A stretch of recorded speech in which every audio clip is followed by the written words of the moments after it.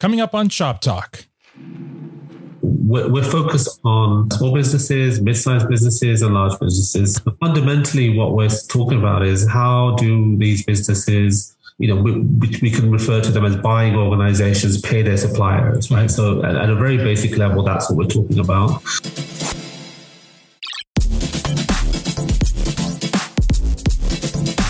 Hello, everyone. I'm Al Grego. And I'm Atiya Sabor. And this is the August 2022 edition of Shop Talk with Moneris. Welcome to the Shop Talk podcast, Atiya. Thank you, Al. It's great to be here. Atiya, you're the manager of B2B marketplace strategy at Moneris. That's right. So you're the perfect co-host for this month's episode. Really? Why? What's the theme? B2B. Ah, yes. I know a thing or two. So why don't we start with the obvious? What does B2B stand for? B2B stands for business to business. So essentially any transaction that takes place between one business and another. As a customer, there are plenty of options to pay for goods and services, whether it be cash, debit, credit, etc. But of course, businesses are also purchasing goods and services from other businesses. They sure are. So I guess I never thought about how those transactions would be processed. How are they being processed today? Is it still a lot of checks, or is there a movement to more digital solutions? I'd say we're moving further and further away from checks. Mm-hmm. There's definitely still checks being processed out there, but especially with the pandemic and the acceleration in digitization, we're seeing a lot more digital solutions around transactions, especially B2B. Interesting. So you are, like I said before, are the strategy manager for the B2B marketplace. What exactly is that? The B2B marketplace is a digital platform that we're building for our businesses so they can buy and sell to one another. Oh, excellent. When is it launching? It's coming early 2023. Looking forward to it. So who do you have lined up for this month? Well, my feature interview is with Ballal Ahmad. He's the VP of Product Management, Commercial Products, and B2B Payments at Mastercard. Ballal is a great authority on the subject of B2B. Then I speak by the numbers with John Perther. He's the Director of Market Insights at Payments Canada. I'm sure you'll get some great data from John. And last but certainly not least, on our Ask the Expert segment, I speak with your boss, Rob Wilkinson, the VP of B2B Sales at Moneris. He's certainly an expert. But first, here's my chat with Ballal from Mastercard.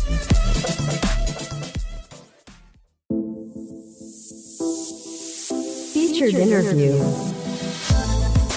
I'm joined by Ballal Ahmad. He's the VP of Product Management, Commercial Products, and B2B Payments at Mastercard. Ballal, thank you so much for joining me today. Oh, thank you for having me. So this month we're talking about B2B. What is Mastercard doing in the B2B space? When we think about B2B payments from a Mastercard perspective, we're focused on small businesses, mid-sized businesses, and large businesses. But fundamentally, what we're talking about is how do these businesses, we can refer to them as buying organizations, pay their suppliers, right? So at a very basic level, that's what we're talking about. But the reason why it's important is, the B2B payment process is much more complex than perhaps, you and I, when we go to do our retail shopping, we go there, use our card, get a receipt, we go home. Mm-hmm. In a B2B process, you can raise a purchase order, you receive an invoice, you make a payment, you have to reconcile all of those different components. So the actual process is much more complex. Right. So that's why B2B is about the payment, but it's much more than the payment. Right. And I mean, historically, that was done mostly by check, right? Yeah. And there's still a lot of check in play, in North America and Canada specifically. What we do know is that the COVID has sort of accelerated the decline of check. We found that during COVID, obviously, it was difficult to go into the office and do your check runs. So a lot of check payments, what traditionally check payments, did shift to more of the e-payable solutions. And what we mean by e-payables are, electronic payments. So whether that's EFT or card, certainly saw an increase during and post-COVID. Now, I mean, I feel like the reason checks have survived as long is because it was just easier to keep record and reconcile with bookkeeping and stuff like that. So what are the benefits of digitizing the B2B transaction? Yeah, if you think about the check process, right? So you need to print a check, you need to post a check. On the supply side, there could be delays, and we saw a lot of delays during COVID. COVID. And this uncertainty, has the check been posted? Hasn't it been posted? Following up. And then once you receive it, you have to bank it. So the whole cost of actually the check process is quite extensive. And then the time and uncertainty around check payments is something that, is a pain point for suppliers, as opposed to getting paid automatically straight into your bank account, without you having to do anything manually, right? So one of the things Moneris does, which is, straight through processing, means that as a supplier, you get your card payments directly into your bank account without any manual interaction. But on top of that, you get the data, right? So the data, the invoice data, the PO data, all of that information bundled with the payment helps to automate that reconciliation process with the payment. I think one of the key things that we're looking at, and we're working with our industry partners, and Moneris are very much part of, so helping to solve some of the friction points between buyers and suppliers. So, as I mentioned earlier, in some instances, there are a lot of invoices that are flowing back and forth between the supplier and the buyer. The payments are flowing back and forth. But the challenge is at the point of reconciliation. If you have 5 invoices for $100, how do you know which payment is being made against which invoice? What if the payment was $99 and it was short? How would you reconcile that against the invoice? And then often what happens, especially, what we've seen during COVID, is supply chain challenges occurring. So often the cost of the actual delivery of the goods with the shipping is much higher than the actual invoice amount. There's a lot of friction points. So typically what happens is then, you pick up the phone or you send an email to your supplier or to your buyer and you try to make contact. And that's time consuming, and that's also kind of a manual process. Well, what we're trying to do is solve that friction point between buyers and suppliers with a product called Track BPS, which stands for Business Payment Services. And at a very simple level, what it does, it is basically makes a connection between the buyer and the supplier. So the buyer can go and search for a supplier. It can understand the supplier's payment preferences. So for example, I like to get paid by card if the payment is below a certain amount. I'll accept cards from any buying organization or from some specific buying organizations. So all of those payment preferences are built into the Track solution. And secondly, and I think importantly, what it allows us to do is to send the payment straight through processing. And again, Moneris are very much providing that service with the data, right? That's the key point. And it provides the data that the supplier is looking for to automate their reconciliation process. Right. So rather than, sending the digital version of a check might be an email money transfer, but those things don't have enough information for your bookkeeping needs. Yeah. And, you'll remember, these are mid and large size corporations. They can have hundreds, if not thousands of invoices a week, thousands of payments, daily basis or weekly basis. So if you have to manually enter those payments into a terminal or process those checks, you need a whole army of people to do that, right? And then, like I said, there are so many inefficiencies in that process. There are a lot of manual processes. There are a lot of mistakes and errors, duplicate payments or non-payments that you have to follow up on.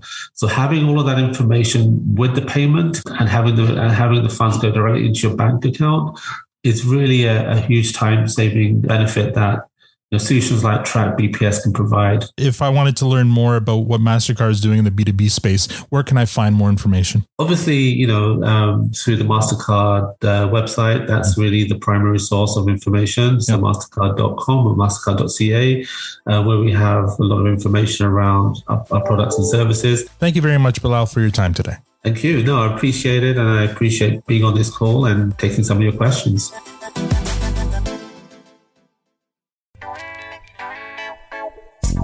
This podcast is brought to you by Moneris. Today has shown us tomorrow has changed. Changed how we'll live, work, and do business. Because now we're more open to what's possible. Open to contactless payments, online bookings, curbside pickups, and more. Open your business to more opportunity with solutions to help you succeed online, in-store, or on the go. To talk to one of our business advisors, call 1-866-MONERIS or visit Moneris.com today.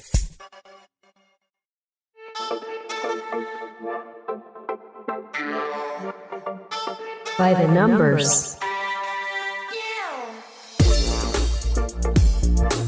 I'm joined by John Perthler. He's the Director of Market Insights at Payments Canada. John, thank you so much for joining me today. Thanks for having me out. So, John, before we begin, for those who don't know, what does Payments Canada do? Since Payments Canada does a lot of work behind the scenes, I'm not surprised that you're asking that question. It's a good question to ask. Payments Canada is an organization that really underpins the Canadian financial system and economy. And we do so by owning and operating the clearing and settlement infrastructure of payments, meaning the systems, the bylaws, the rules, the standards. Our job is to really make payments easier, safer, and smarter for all Canadians. Interesting. So this month, we're talking about business-to-business payment transactions. So given your position at Payments Canada, you're the perfect person to ask.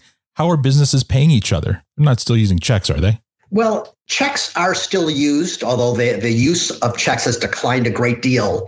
In 2021, the three most used were electronic funds transfer, EFT, credit card payments, and check payments. Wow. So let me start with electronic funds transfer, because those really led all other payment types. It had a 25% share of total business expenditure, which was really unchanged from the previous year. Okay. And in general, businesses tend to use EFT for recurring expenses, payroll disbursements, government payments, their utility bills, their insurance payments, their rent bills. And then if we move on, the next one that I mentioned was business credit cards. That made up 17% of total business expenditures in 2021. That was actually down slightly from 19% in 2020. And mainly businesses use their business credit cards for one-time expenses primarily. Yeah. Office supplies, computer equipment, travel related when travel is being made, fuel costs. And the main reason that businesses use credit cards are because they're accepted, widely accepted, because of the reward systems that are attached to it. They're perceived as being convenient, and there really is an ease of payment tracking. That's especially vital for SMEs when it comes to managing their cash flow. Checks came in third place. That was accounting for 11% of business expenditures in 2021.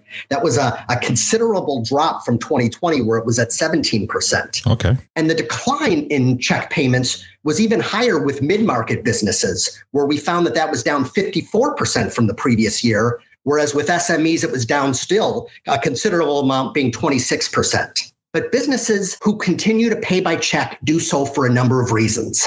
It's wide acceptance, the ease of payment reconciliation, and some suppliers have a preference for it. And it's important to note that the prevalence of check usage, coupled with the preference for checks, it indicates that there are still many businesses that are operating within certain industries. Real estate is a good example, that have payment structures that are still based on checks and not necessarily around electronic payment method. It's amazing to me, even though it's in third place, that 11% of people still use checks. I can't remember the last time I wrote a check. This movement to digital, have you found that it's sped up thanks to the pandemic? Oh, well, there's no doubt that we've seen digital methods significantly increasing because of the pandemic. Businesses have absolutely transformed the way they do business. It was accelerated by the pandemic, most notably, as you say, tied to electronic payments. Have you noticed any other key trends? Well, sure. I mean, I mentioned the decline in the use of checks. That's surely one. But other things that we're really keeping our eye on and seeing in the business sector are flexible payment options, where businesses are using customizable payment systems and offering multiple payment methods to their clients. Payment automation, including smart automated electronic payments, and those that are using cloud-based systems. We're seeing a lot of collaborative commerce, which is really where a business will connect their systems with those of other businesses or those of their suppliers.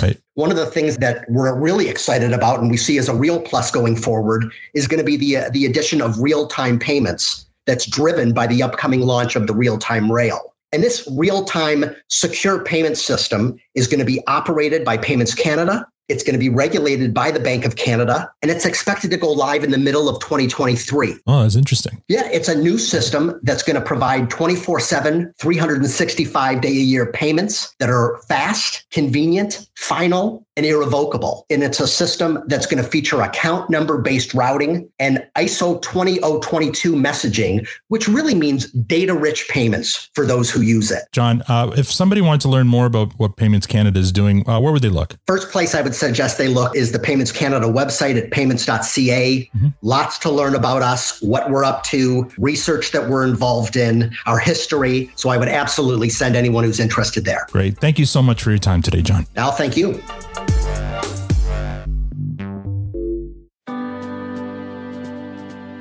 Ask an expert.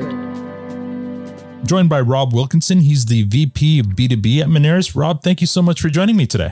Well, Al, thanks for having me. Looking forward to it. So now we've heard from Mattia, Ballal at Mastercard, and John from Payments Canada. So why don't we talk about B2B from a Moneris point of view? What are we doing in that space? Wow, we're doing a lot, and we've been on quite a journey over the last number of years. And when I get asked that question, I would say I'd characterize it along the lines of we've been on a bit of a modernization journey. Okay. So, in the industry, there's a lot of talk about modernization, certainly from a Payments Canada perspective. And I think we can largely say the same thing from a Moneris perspective. And that's looking at some of our more traditional payment processing solutions and just, aligning them better from a business to business perspective, recognizing that in a B2B world, a lot of businesses aren't really transacting with their customers face to face. Right. They're transacting online, over the phone, those kinds of things. So orienting our solutions to be more conducive to that kind of processing environment. And then as well, doing some simple things around better educating suppliers around how best to process transactions to optimize the cost. And then as well, layering in a bit of data and information capture to help provide a better reporting experience. And then I would say more recently, and this particularly aligns to things that we do at times in partnership with Mastercard, for example, really focusing on how we can better enable our customers to process commercial card payments, and in particular, virtual card, which is emerging. And over the last number of years, we've commercialized a solution called Moneris B2B Pay, which is straight through processing and really improves the experience of suppliers that are finding these virtual payments within their business. So big modernization journey, lots done, lots more to do, and certainly always exciting given the amount of change going on in the industry. That's great. And so what kind of growth have we seen since we've started with our focus on B2B? Yeah, growth has been really a positive story, and I'll talk to it in a couple of ways. The portfolio overall, so if I think about just general business to business payment volumes, pretty consistent, strong growth year over year, almost throughout that tenure. Interesting observation for us, though, is if you look at the pandemic as obviously quite a material event that happened, right. It was encouraging when I looked at, first year of the pandemic. So that would have been comparing, say, 2020 versus 2019. Our B2B volumes grew high single digits in an industry where, in fact, most credit volumes were declining, certainly from a retail perspective. So I'll say that again, our B2B volumes in that first year of the pandemic actually grew by high single digits. Wow. And then interestingly, when looking at 21 versus 20, growing by sort of low double digits, which was actually consistent with the rest of our base. So the rest of the business was coming out of pandemic, and in B2B, our volumes not only kept pace, but grew over what was, previously a growth year. So all that to say, B2B continues to be, highly growth oriented and quite resilient. And it's one of the reasons, frankly, that we focus on that. We've seen a continued shift to more digital payments, and certainly, credit and card and commercial card is a big piece of that. So when we're talking about the benefits of B2B, I'm guessing timeliness is one, fraud might be another one. What are some of the other benefits to a business solution rather than the old fashioned cutting a check? Yeah. So, you hit a couple of them there, and it's important for us to think about what those benefits are. And if we focus on our customers, which is typically on the receiving payment side, certainly the timeliness. So, in most all cases, payments that ride across the card rails are going to be more timely. And in fact, buyers are very conscious of that, and they generally commit to paying their suppliers more quickly. Right. So we would translate that into speed of pay or a working capital benefit, which is immensely important. Bank rate today, I think, or yesterday, went up by 100 basis points. So as interest rates go up, working capital becomes even more prevalent, particularly for small, medium business. Right. Fraud's another one, right? You know what fraudsters do? Sometimes they're a step ahead. They migrate to the less secure the less protected areas of the payment system, and check fraud is certainly a massive target. And so again, one of the advantages we see in the space that we work from a card perspective, certainly a lot of tools and protection around fraud, identity, all that stuff. When I think about what we do in commercial card space with straight through processing, I mean, our customers, suppliers, they don't even ever see a transaction. Everything is automated in the cloud on their behalf. They never see a card. They never touch a transaction. Right. We process it all automatically. So we really, really mitigate fraud. And then I guess the last area I would say would be, just around overall operational efficiency and visibility and reporting. There's a big element in the payments ecosystem. Say what you will about check. Check has worked and continues to work for a number of reasons. One, everybody knows how to write a check. Everybody knows how to process a check. Right. Almost always the check accompanies the details of the payment, whether it's written on the check or accompanies it. And so, for a business, there's a lot of value in understanding who paid you, what they paid you for. And when you shift to electronic means, that's not always the case, particularly EFT in Canada. You often will hear stories of businesses that receive payments, they receive the money in their bank account, but unfortunately they lack the details around who paid them and what they were paid for. And businesses have requirements around, closing out invoices and stuff. And so I think the reporting side of things continues to become sort of top of mind for businesses. And so, if you can solve for working capital, if you can solve for fraud and security, and if you can build a bit of a story around reporting and efficiencies, you got a pretty good package of benefits for that business when they're considering making the shift to electronic, particularly commercial card and virtual card payments. So Rob, in the 8 years that you've been focusing on B2B here at Moneris, how would you describe the state of the industry right now?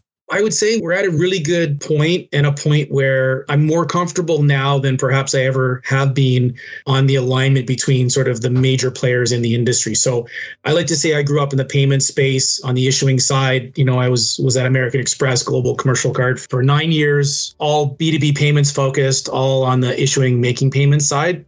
And now I spent the last 8 years, interestingly, on the acquiring, on the merchant supplier side of the equation. So if I was going to leave the audience with something, I'd say, we're at a really good inflection point in the industry. I feel like we have really good alignment between the stakeholders, and now this recognition that, we cannot just exclusively focus on buyers and their benefits. We have to always be conscious of how do we make things work to the supplier's benefit as well. And I think we're doing that now more than ever as an industry. Very good, Rob. Thank you so much for your time today. Thanks for having me.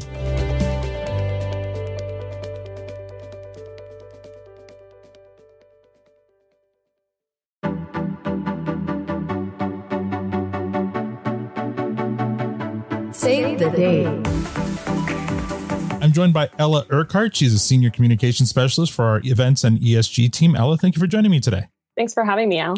So we're looking at the August calendar of events. What do you have for me? So Moneris is sponsoring the Bears Lair Indigenous Youth Entrepreneurship Dream Camp from August 15th to 18th. Aspiring and emerging young entrepreneurs ages 12 to 18 will work on teams with their coach and mentors to explore the world of small business startups. Within 3 days, they'll learn fundamental business skills to create, launch, and then present their own new ventures to the community. Oh, that sounds really cool. Well, where can we learn more about this? You can visit bearslairtv.com for more information. Great. And what do you have next? On August 24th, Moneris is hosting a fireside chat with BMO. Rob Wilkinson, our vice president of B2B at Moneris, will be joined by Matt Bleeker, the managing director of payment optimization at BMO, to discuss future-proofing your AP/AR strategies. Yeah, very good. And where can we learn more about that? We'll be sharing the registration link on our social channels as well as in the description below. So keep an eye out on our social channels for that link. What else do you have? On August 25th, Moneris is hosting the final webinar as part of the 3-part webinar series with Small Business BC. You can join Patrick Wiltshire, Director of Product at Moneris, to discuss the importance of making sure you have the proper fraud protection strategies in place for your business. Very good. And where can we learn more about that? You can register for this webinar at smallbusinessbc.ca. Excellent. Thank you so much. Anything else for August? That's everything for the events team. Okay. Thank you so much for your time, Ella. Thanks, Al.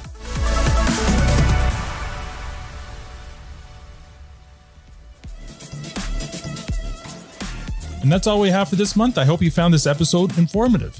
Before we sign off, I'd like to let you know that there are now 2 seasons of Yes, We Were Open podcast available to binge right now. Each season features 8 stories of 8 different small Canadian businesses. I tell their origin story, the story of their greatest struggle, and how they overcame that struggle. Here's a little taste of the latest season 2. Right now, you can binge season 2 of the Yes, We Are Open podcast. 8 Canadian businesses with 8 stories of perseverance. Yes, we're open. Yes, we are open. Yes, we are open. Yes, we are open. Hell yeah, we're open. Subscribe now to Yes, We Are Open, available wherever you get your podcasts. Yes, we're open, and we're not going anywhere. I love it. That's great. We're here to stay. Perfect. If you haven't already, you can subscribe to this podcast. And yes, we are open wherever you get your podcasts. If you'd like to support the show, share this podcast on your network or review us on Spotify or Apple Podcasts. And finally, if you have a payment-related question you'd like to submit to one of our experts, you can email us at podcast@moneris.com. Join us again next month for more expert insight and data to help you grow your business. Atia, thank you so much for co-hosting. It was my pleasure, Al. Thank you for having me. On behalf of Atia, myself, and the rest of Moneris, thank you for listening to Shop Talk. Talk again in September.